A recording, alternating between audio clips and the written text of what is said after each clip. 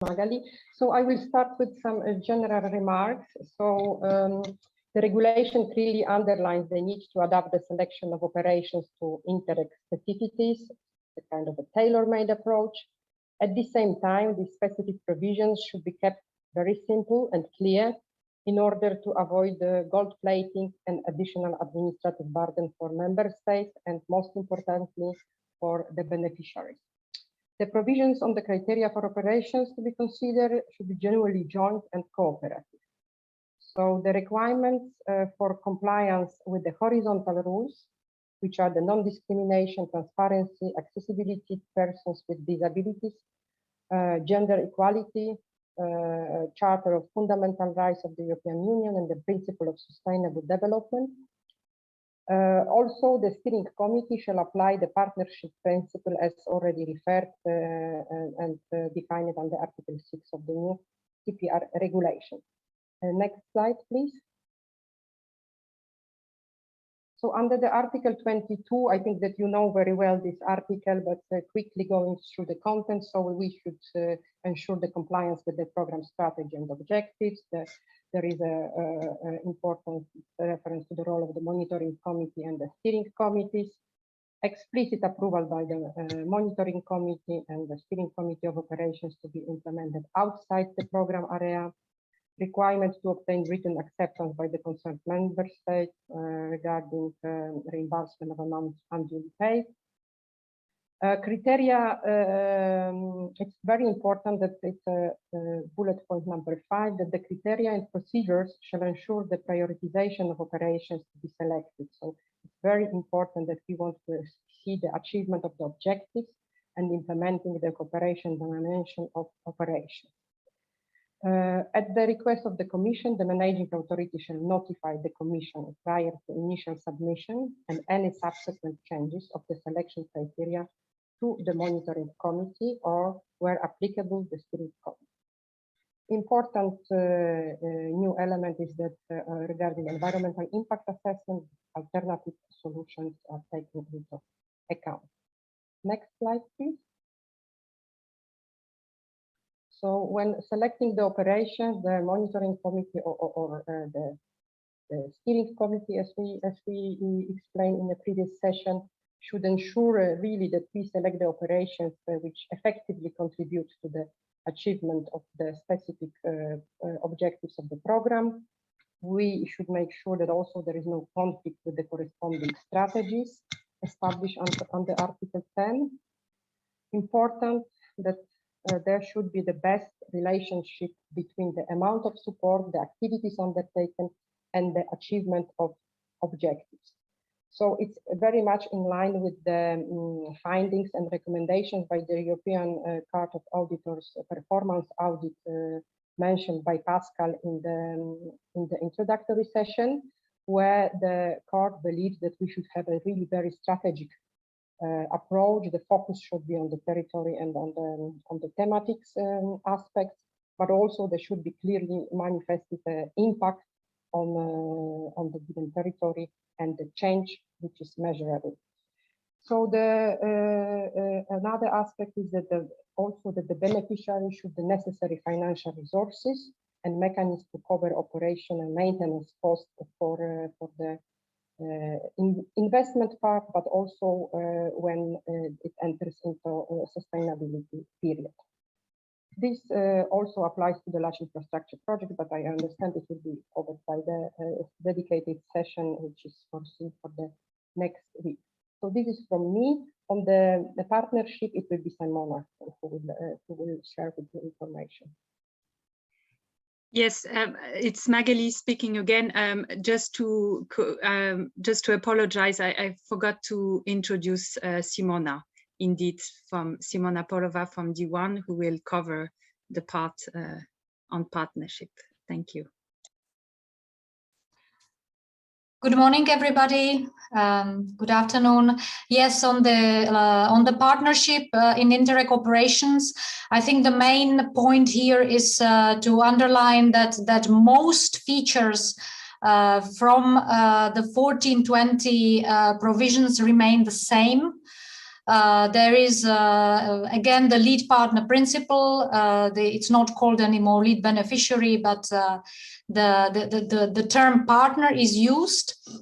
There is what is continued as well is the minimum number of countries which need to participate in the Indirect partnerships for the different strands. So it's 2 partners for the strand A, B, and D, so the new strand, and it remains 3 countries or 3 partners from 3 countries to be involved in the Indirect C programs.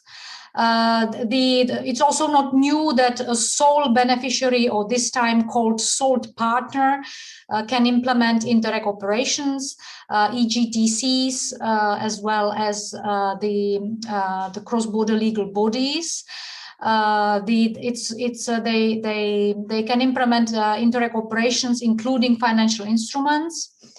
And there is a continuity as well in the possibility for operations to be implemented in a single country only. But there, of course, what has to be maintained is the cross-border effect or impact. And what has also been kept are what we call the criteria for cooperation, meaning that all partners need to cooperate in the preparation, development, preparation, implementation, staffing, or financing of an Indirect operation, which is also, it does not change. The only change here is that for the new strand D, only 2 of these criteria are obligatory. So not 3, but 2. In a nutshell, what is new? This is only the new definition of the Indirect operation partnership. So now we have precise. We have made it more explicit that an Indirect operation may include, on one hand, beneficiaries, those who received Indirect funds or EU funds, and on the other hand, partners which do not receive support from the Indirect funds. And what is also new, and that has been highlighted when we were speaking about the Small Projects Fund, so I will not go into details, but there can be, for the implementation of the Small Project Fund, there can be this legal body which is established only on one side of the border, so it's a national body.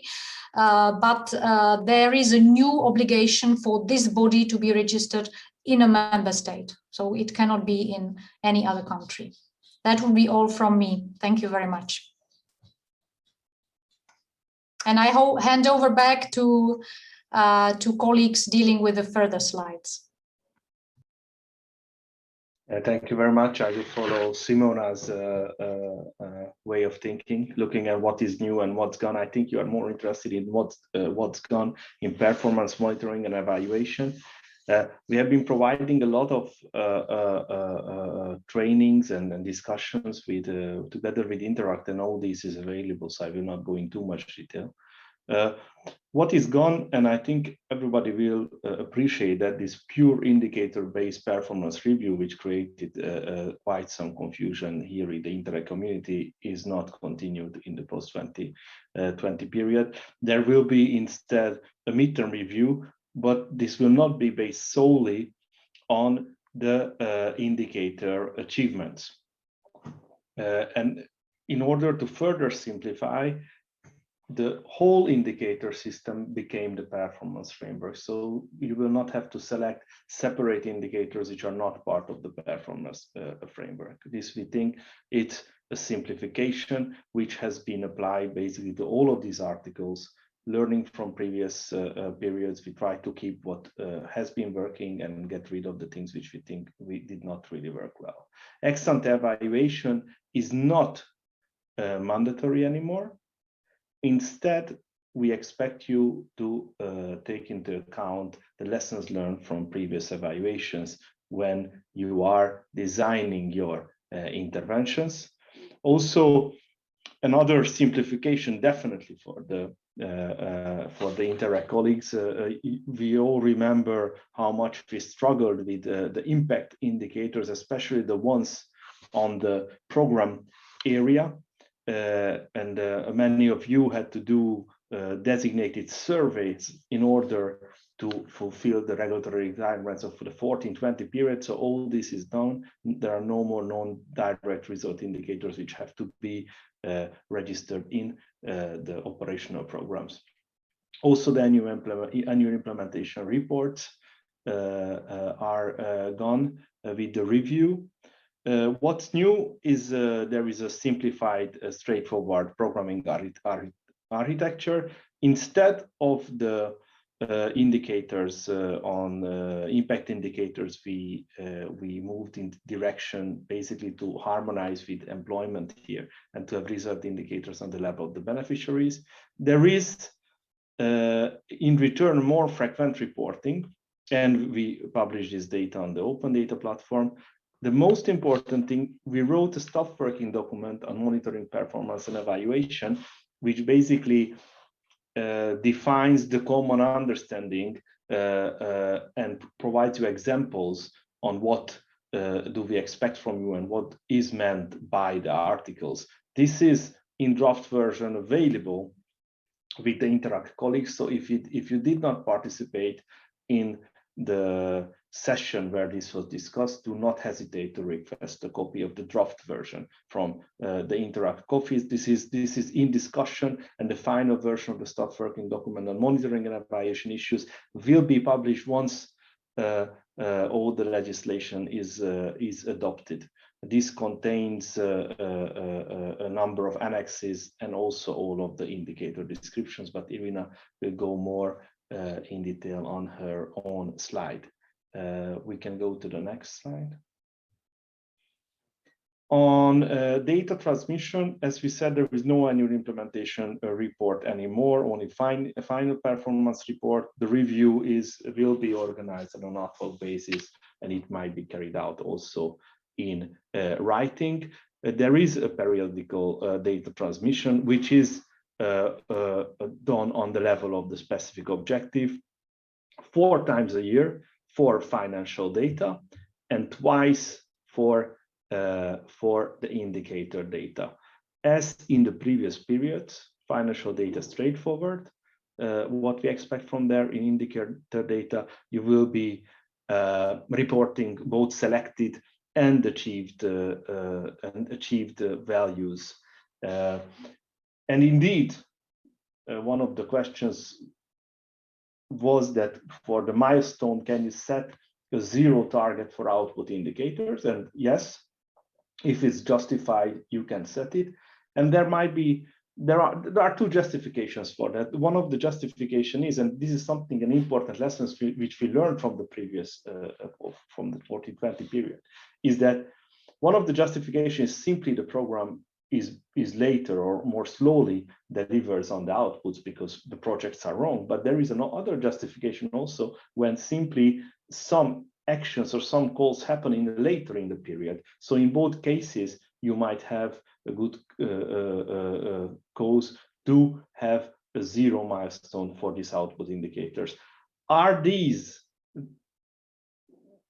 milestones, do they have the same effect or same importance and in the 14-20 period? And I understand your concern. And the answer is no, because in the midterm review, the achievements and the indicator information is just one of the aspects which you will be taking into account in your midterm review and assessing your performance. There is no direct link between the achievement of the milestones and actually the outcome of your midterm review. It's more really a monitoring function. And that's why you can be more relaxed. It has to be a realistic target setting, and I hope you will not race the button. We can go to the next slide. So the first transmission will be in January 2022. As I said, it will be done on the level of the specific objective. And for you, we don't think it will create additional overhead to do this on the level of the specific objective. On the other hand, for us, from monitoring point of view, it will provide a huge simplification. We will be able to much better use the data and analysis if every aspect of the data set is provided on the level of the specific objectives. And also, as in the current period, the data will always refer to the end of the previous month. Okay, we can go to the next slide. And Irina, if you want to step in for indicators. Thank you, David, and good afternoon, everyone. I'm going to briefly talk about the indicator system. I hope you will not find it redundant and you are not bored already of this. I know that this is a recurring topic during our meetings lately. I still remember the last time that we met physically and we discussed about this. It was in January 2019, so more than 2 years. No, 2020, sorry. So 1.5 almost year ago. And not much has changed since that time, since what we talked about then. As you know, we have this, and as David mentioned, we have this new concept in the indicator framework, that is the common result indicators. And these are accompanied by, of course, the common output indicators, which in the 21-27 period are extended. Their list is extended, what we propose. This full list you can find in Annex 1 to the ERDF regulation. We have two tables there. The first table refers to the ERDF common indicators, and the second table refers to the Indirect common indicators. As we've talked about this also in previous occasion, our recommendation would be to first, when designing your intervention logic and when selecting your indicators, our recommendation is to first look at the Indirect common indicators, because they are the ones that reflect the core principle of Indirect programs, which is cooperation. While on the other hand, the ERDF indicators are more reflecting what we call hard investments. On the another concept that you are very familiar with are the indicator fishes that we've presented and we've discussed together. These indicator fishes, as you saw them in the version from June 2020, they will become an annex to the staff working document that was mentioned by David. So you will find all the information there, and this is valid both for ERDF and Indirect common indicators. Another thing, one last thing that I would like to mention in relation to the indicator system is the methodological document related to the performance framework. As David mentioned previously, in the 21-27 period, the performance framework refers to the full set of indicators selected by programs. So this methodological document should refer to all the indicators being used in the program, and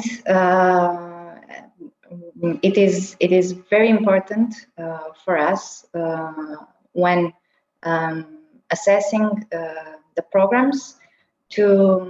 This document helps us understand how the targets and milestones have been calculated, what are the links between the output and result indicators, what are the underlying assumptions. All this information, we don't find it in the programs, because in the program template, the information is very abstract, if I can say. It's mostly tables and numbers, but we don't find there these explanations that help us in providing you with our inputs on the indicator system that you chose. And that would be it from my side on indicators. I am going to give the floor back to David for some information on the evaluations.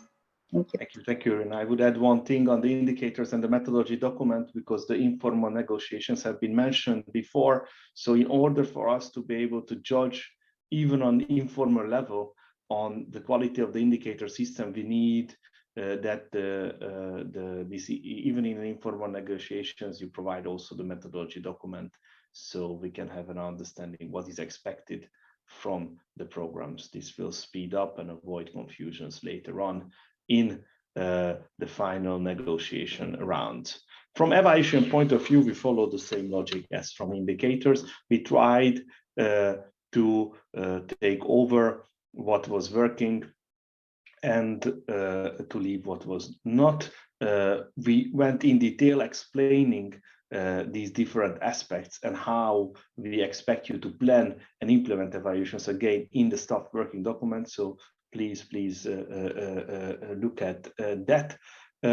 For the lessons learned from the 14-20 period, you did, I think, Indirect programs so far produced 150 evaluations in this period, and we expect this number to grow further. There is a lot of value and a lot of lessons learned in these evaluations. We expect you to translate this into useful planning and programming for this 21-27 programming period. There is an obligation which is maintained for evaluation plans and evaluation planning from the programs. We detail in the staff working document what do we expect from you. There is no big difference in our expectations from the previous period. You had an evaluation planning guidance there, so you will have to do it the same way, except that instead of doing impact evaluations on the level of individual specific objectives in this period, it is required that you do at least one impact evaluation per program. Now, if you want, you can do more impact evaluations. If you want, you can separate your impact evaluation by specific objectives, but it's not anymore an outright requirement. The evaluations may cover more than one program. That's something which is clear, and actually this was the case also in the previous programming period.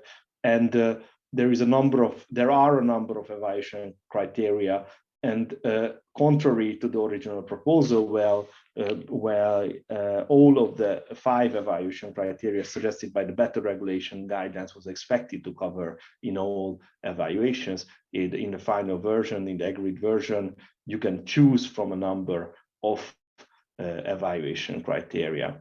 And the Parliament also added some other considerations, such as inclusiveness, non-discrimination, and visibility, which you might also assess in your own evaluations. Thank you. We can go to the next slide, and I think it's end of our contribution.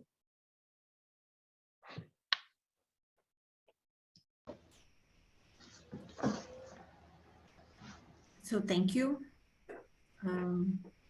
Yes, I don't know who is. I'm doing communication, so I can. You're doing communication. Okay, sorry. Yes. Okay. So first of all, before I start, a couple of introductory remarks. I'm stepping in for a colleague in the communication unit, and you will see there is quite a number of slides included here. Why? Because he sent me these slides, and I think it's useful to have them all in the presentation that will be shared with you later on. It doesn't mean I'm going to go through every single one of these slides right now. I'm also not the specialist on these articles. The slides are also useful because they combine requirements stemming from in the Indirect regulation, ETC regulation, and requirements stemming from the CPR. So he has actually combined the two, which I find is quite helpful. And the slides are also organized with obligations for the MA, and then obligations for partners, and then some conclusions at the end. So I'm not going to run through, there's 8 or 9 slides here, but just maybe to give you the key messages on what is new. Dual objective in terms of communication for the 21-27 period, and which are reflected in the legal requirements. One is a requirement for more transparency, and you will see that in the various obligations on different actors. And the second one is more and also more coherent visibility of EU funding. I think you can see from different Eurobarometers, if you follow these exercises, that awareness of EU funding to projects, not only Indirect, but generally for cohesion projects, varies greatly from country to country, from region to region. Globally, we are not yet completely satisfied with the levels of awareness, and still convinced that stepping up activities in terms of communication is a necessity. My final remark before I move into slide 1 is that I cannot enter into all the details that are in the slides. I will not do that, but I would like to refer all of you to the extensive support which exists within Interact. There is a strong communication team there, and they are here with us today, supporting all the programs, and also the communication officers network, which is very active. I try to take part in those network meetings, and I have to say there is a lot going on. So there is a lot happening outside of today's presentation. So to come back to the slides, we start with obligations on the managing authority in terms of communication. Nothing new with having to appoint a communication officer. That's already the case right now. The need to have a dedicated website is also not new. 6 months you have to actually do that. In the current program period, 14-20, I think some programs took longer than 6 months, even some took longer than a year to set up an updated website. So we will be paying attention to that. And if we can move to the next slide, where we continue with MA obligations, but this time stemming from the CPR. What has to be published on that website is also now a little bit expanded. Program information is not new. List of operations is not new, but what is new is information on the calls that you are going to launch during the programming period. That has to be updated at least 3 times a year, and obviously in advance of any call being launched. So that's slide number. Yes, so the slide number, sorry, can you move on to the next one, please? Yes, so the list of operations is not new. You have to update that every 4 months. So a bit more time in between updates for the program authorities here. And you have also specifically what needs to be published in terms of the operations, including procurement and contracts. Next one is about still the needs of the managing authority to publish and to keep and publish data in specific formats that can of course be usable, sorry, by interested parties.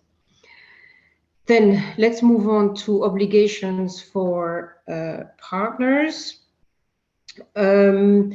The main thing is that partners, of course, need to officially acknowledge that they receive EU funding, EU support through funding. That's, of course, an existing obligation.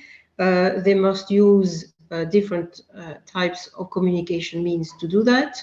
If they have a website, they use their website. They should use social media, specifically mentioned this time, because it's, of course, the new way that you can really have an impact in terms of communication. Next slide then continues saying that there has to be visibility for all the materials produced in projects. If there are physical outputs, things that can be seen, or if there is equipment that is being bought, it is necessary to have plaques or billboards, especially if the project is in excess of 100, the project value, sorry, is in excess of 100,000 euros. We have mentioned before the high interest and actually the obligation to finance either small projects or projects of limited financial volume. And of course, it would not be fair to require the same type of investments in communication material from those projects.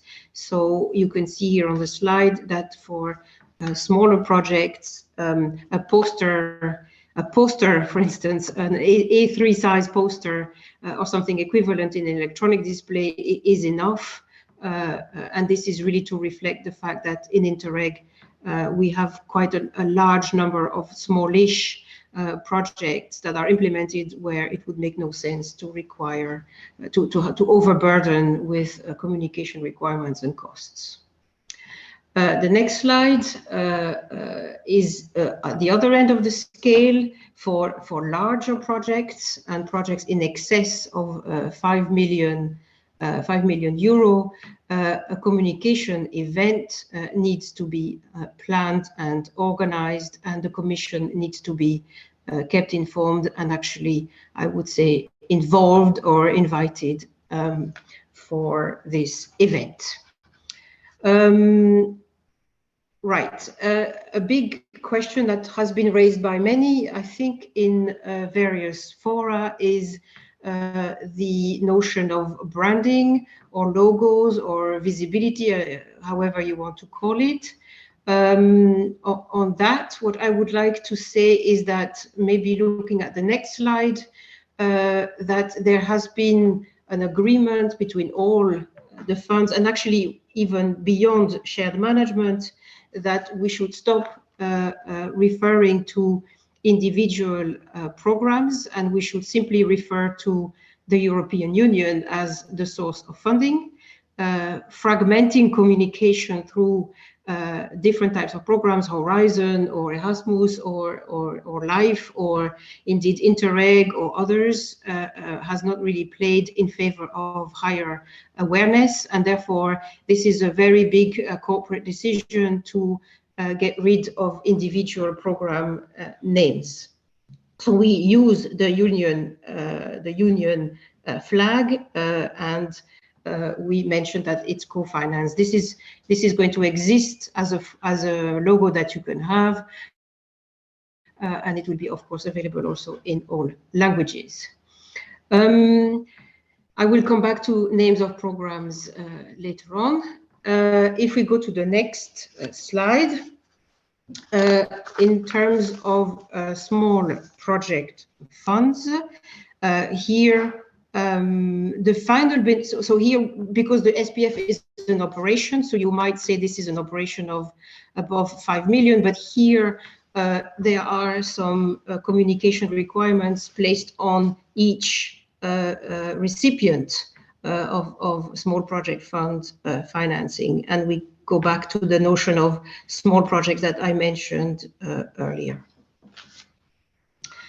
A new aspect, next slide please, a new aspect which was not there before, will also be partly covered a bit later by Oana on audit, is that this time round there are actually penalties in the regulation in case of non-compliance with communication requirements. And you can see here for yourself that the managing authority can apply, or shall apply actually,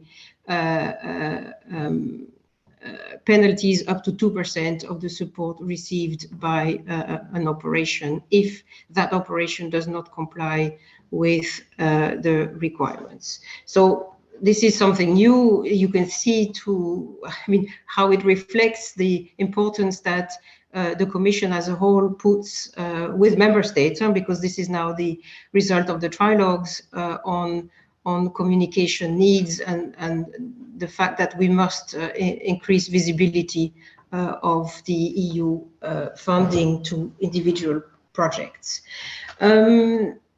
Before we move to the next slide, I wanted to touch upon the program brand. I don't want to call it logo because logos are not accepted any longer. There is an exception for Interreg, that the word Interreg can be used, and we have also agreed a standard format for program branding, which is very much in line with what we have at the moment. The Interreg blue logo that that has been shared extensively between us, especially last year with the anniversary of Interreg, and then with the name of the program and then the size of the flag. This has all been extensively discussed between Interact and DG Regio, and you will soon have access to a very well-made handbook on this, which will contain all the technical aspects that you need in order to have your program identity. I'm sure some of you will want to know what projects can do.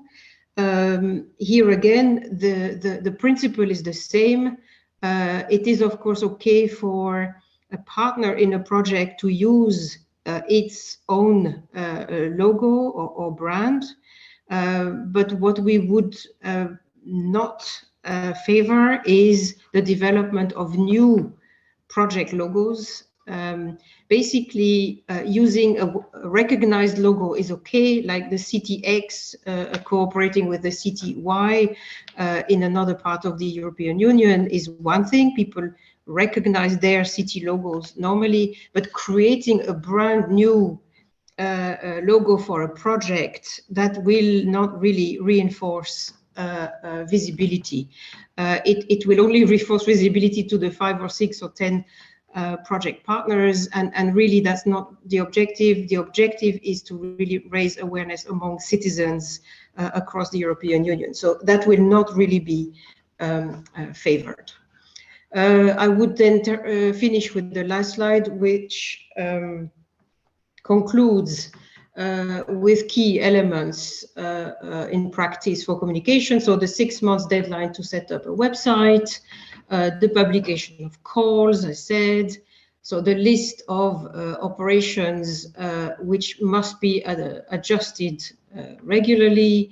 I'm not sure what my colleague meant by availability of communication materials for the Commission. I guess it means that we are expecting the programs to cooperate fully when we actually try to push for communication activities from the Commission, including on illustrative projects or excellent projects that we want to promote.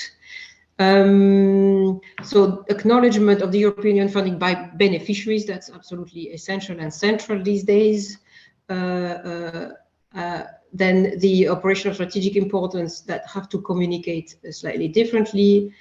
And the specificities of Interreg, as I mentioned, is that we will be able to use the word Interreg, but you will then receive a ready-made emblem and and logo or branding for your program that you should try to use as much as possible. So no, we don't want to see hundreds of new logos appearing across the European Union. We think that's actually counterproductive and doesn't make us feel all part of the same communication effort if we are using different logos. So we want to stick to EU funding and Interreg. These are the two that you can play with.